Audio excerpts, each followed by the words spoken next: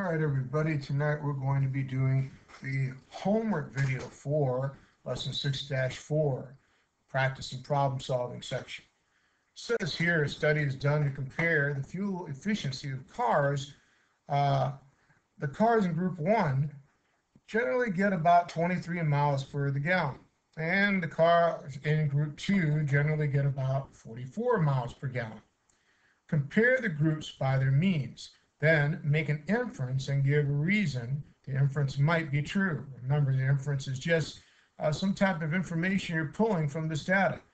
The means for group blank is less than the means for group blank. Well, they said that they gave the means, right? They're comparing here. Compare the group by their means. So they're talking, the average here was 23 miles per gallon. The average for group 2 is 44. So we can say that group 1 is less than the means for group 2. The cars in group blank generally are more fuel efficient. Well, that would have to be group 2 because they get more miles per gallon. And the cars in group blank may be smaller. Well, it's evident here, these are all smaller cars than in group 1. So we would have 1, 2, and 2 again, okay? So let's go to the next one. The dot plot shows a random sample of vertical leap heights of basketball players in 2 different basketball camps. Compare the mean value of the dot plots, round to the nearest tenth. Well, we see that if we count up all these up, and we would have to take numbers like 27 and multiply it to 3, and 25 and multiply it to 2. When we're adding these up, we get 303, and there's 11 dots, so we divide that by 11, and that's how we get our average. So we would get 303 divided by 11, and that's going to give us 27.5. Like that, we also would take the camp 2 and add these up. That'd be 18 plus, look, this would be 21, and we'd have 22 and multiply it to 3, and we'd add it to that, and 24 and multiply it to 2 and add it to that, and so on and so on. And we would get 268 for the total, and we divide it by the number of dots there are, which are 11 again. That would give us 24.4. So this mean value tells you that the participant in camp 1 jumped higher in general, right? Because seems like their mode over here, remember this is the one that's most often seen, is 27, while the mode over here is 22. So more of the data is gathered to the right, between 34 and 22, whereas over here between 30 and 18. A researcher divides the marbles into 2 data sets. In data set 1, the mean mass of the marbles is 13.6 grams. Remember, mass means weight. In data set 2, the mean mass of the marble is 14 grams. The MAD, which is the mean absolute deviation of both data sets, is 2. What can you infer about the 2 sets of marbles?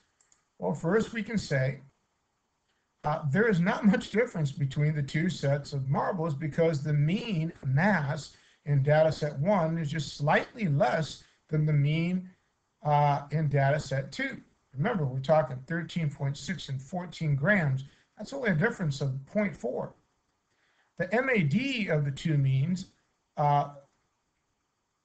that both sets of marbles have similar distribution data.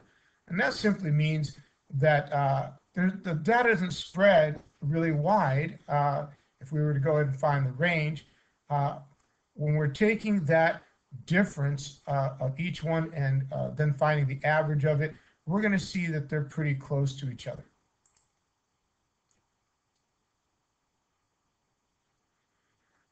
Number 9, Brianna asked 8 classmates how many pencils and erasers they carry in their bag.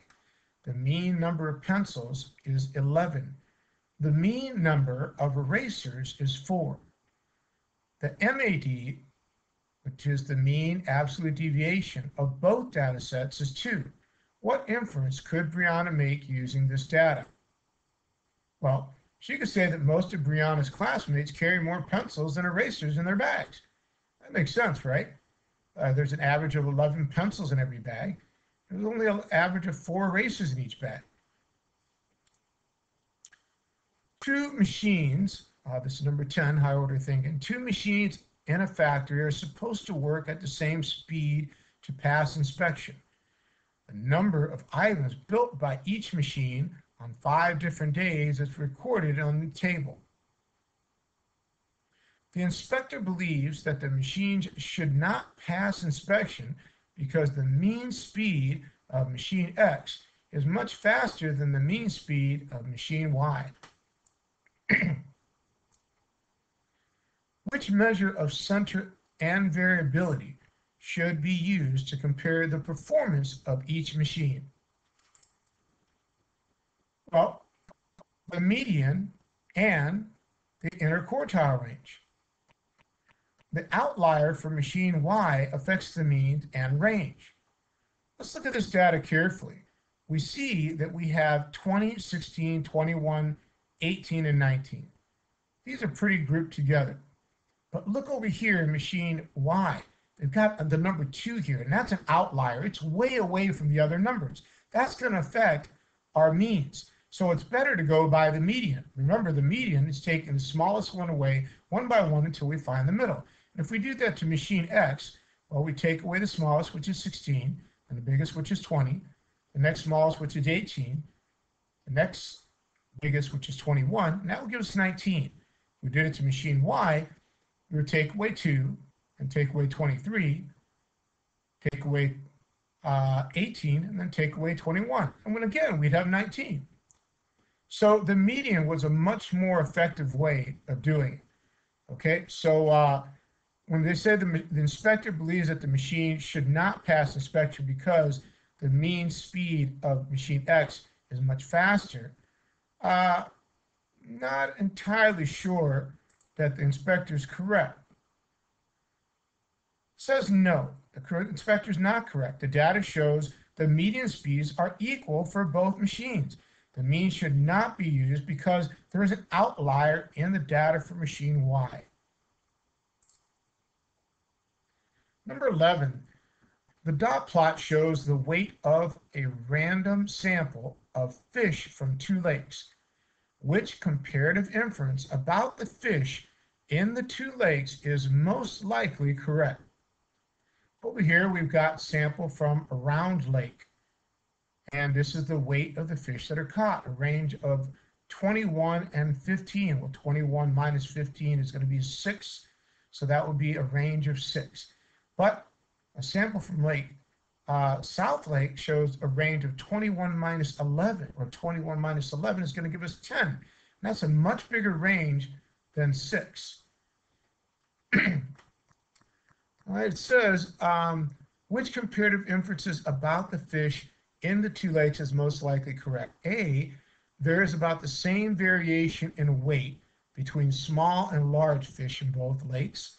B, there is less variation in weight between small and large fish in South Lake than between small and large fish in Round Lake. C, there is less variation in weight between small and large fish in Round Lake than between small and large fish in South Lake. And D, there's a greater variability in the weight of fish in Round Lake. Well, C was the obvious answer. There is less variation in weight between small and large fish in Round Lake than between small and large fish in South Lake. Remember we talked about that range. 21 minus 15 is just 6, or 21 minus 11 is 10. That range is farther out in South Lake than it is in Round Lake. Well, that's it for our homework. Hope that was easy enough for you, and I'll catch you on the next lesson.